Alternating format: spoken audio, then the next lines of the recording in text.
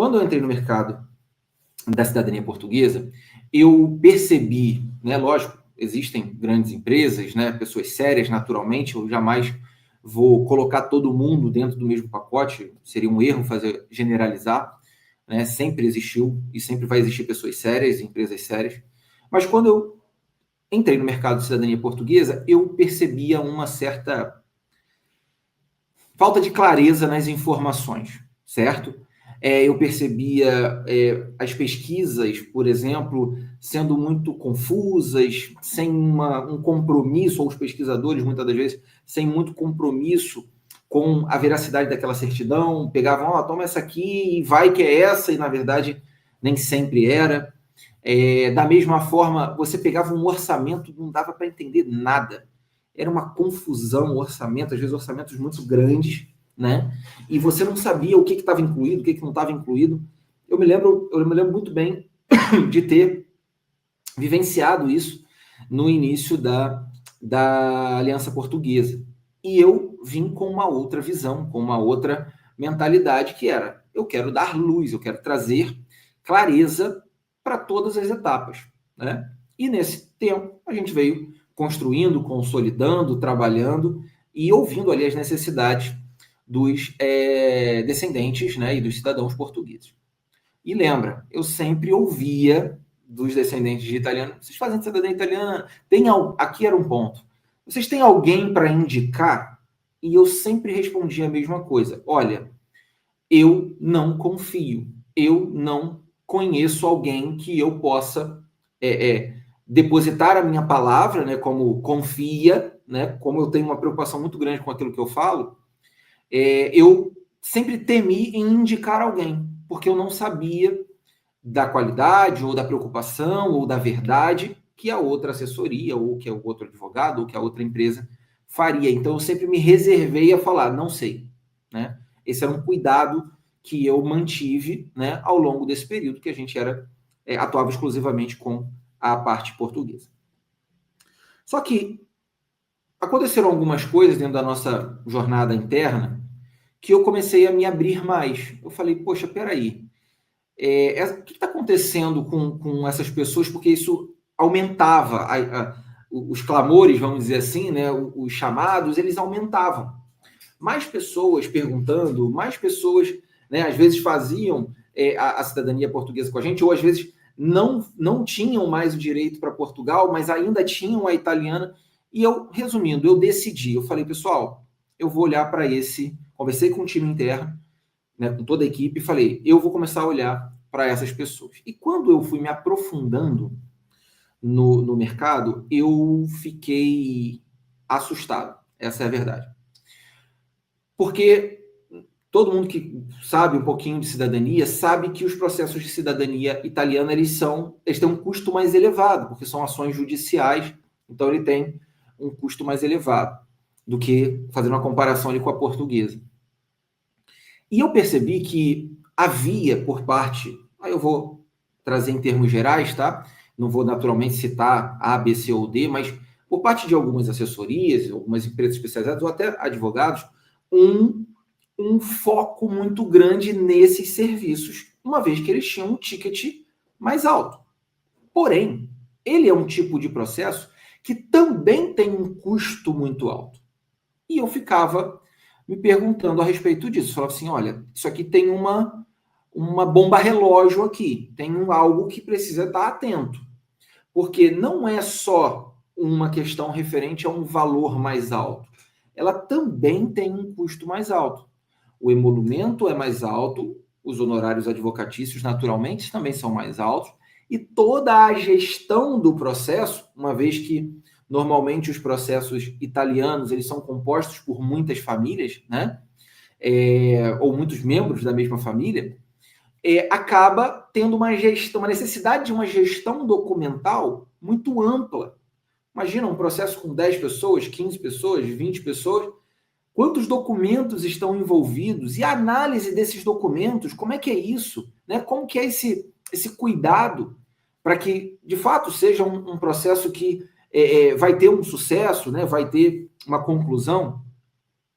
E, infelizmente, não somente essa questão desse meu olhar em relação a, digamos aí, a gestão financeira dos negócios, mas também uma atenção que eu tive em relação novamente, como que essas propostas elas eram feitas. Mais uma vez, não tinha uma clareza, eu não percebia. Se você entregar para mim, às vezes, um orçamento, eu não consigo entender, eu não consigo discernir o que está incluído, o que não está incluído, o que precisa adicionar, o que tem que tirar. É muito difícil de entender, muito difícil. E, somado a isso, eu percebi também o seguinte, eu falei, poxa, tem alguma coisa estranha mesmo nisso. Porque eu percebia muitas maneiras diferentes de se oferecer a mesma coisa. O que isso quer dizer? Quando você tem um processo que ele segue um rito, ele segue um trâmite, vamos chamar assim, padrão, por que existem tantas formas diferentes? Uma assessoria, por exemplo, incluía, a outra não incluía, a outra tinha uma certa gratuidade para uma coisa e às vezes a outra não tinha. Uma coisa muito confusa.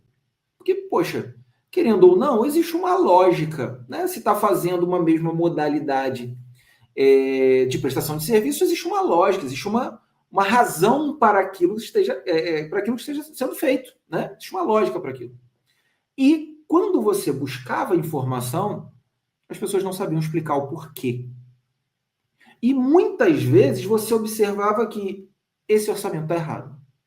Esse orçamento não está prevendo todas as variáveis, ou a maior parte delas, porque naturalmente podem ser solicitados documentos adicionais ou exigências, isso faz parte, né? Mas ainda assim, existem algumas variáveis no processo que num primeiro momento não estavam sendo observadas. E isso aumentou ainda mais a minha preocupação. Então entenda, processos de pesquisas confusos, uma demora muito grande na preparação dos documentos, ou sequer nas buscas desses documentos, ou emissões desses documentos. Então, um lapso aqui muito grande, quase que se fechava um cliente, mas só ia encostar ou começar a movimentar aquele processo muitos meses depois. Então, comecei a observar o seguinte, isso vai dar problema. Ou seja, eu vou usar um termo pesado aqui, tá? Mas eu acho que é a melhor forma para você entender o que eu estou falando. Isso pode estar virando uma pirâmide.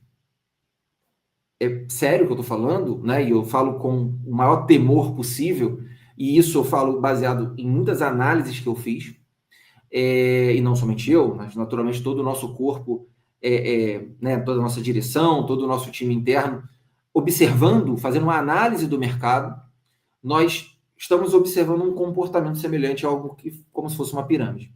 Ou seja, há uma entrada grande, né, de novos contratantes, naturalmente, porém, não há uma execução efetiva desse processo e, infelizmente, quando a gente faz uma análise mais global quanto à forma como o empresário brasileiro ou a empresária brasileira conduz o seu negócio, muitas das vezes não se faz previsões para fluxo de caixa, organização, gestão financeira adequada, aquela coisa toda, ou seja, o dinheiro que entra hoje, ele acha que aquele dinheiro é dele, na verdade não é dele, né? Eu vou dar um exemplo aqui, por favor, não é a intenção de criar qualquer caricatura, mas é aquele modelo, sabe, do pedreiro do teu bairro, que ele pega uma obra, recebe um valor alto, gasta aquele valor e, às vezes, para finalizar aquela primeira obra, ele tem que fechar uma outra obra, porque senão ele não consegue entregar a primeira.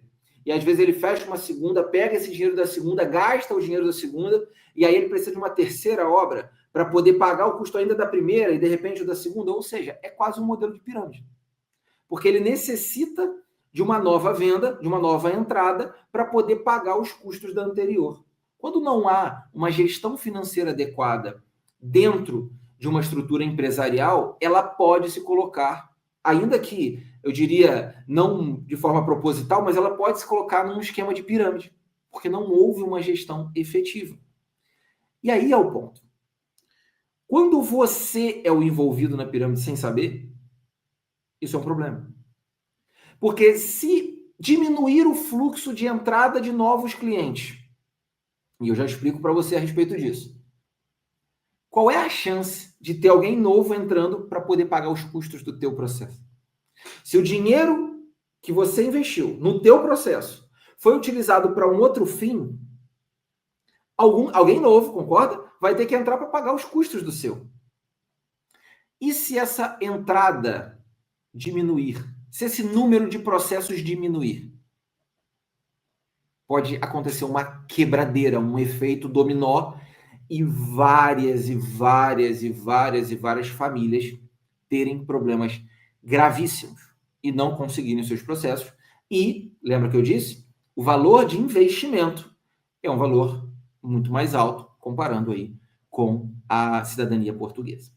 Ou seja, eu percebi eu tive uma visão disso há um tempo atrás, e eu disse isso internamente para algumas pessoas, né, do nosso time. Eu falei assim: olha, dentro de 2 anos vai haver uma quebradeira de empresas de assessorias, de pessoas que pegaram processos para fazer, ou seja, sabe, marinheiros de primeira viagem, pessoa que fez o dele próprio e acha que pode fazer do mundo inteiro, né? A gente tem muito isso nesse mercado, né? Pessoas às vezes bem intencionadas, mas que às vezes não têm a estrutura empresarial necessária para poder dar esse suporte continuado.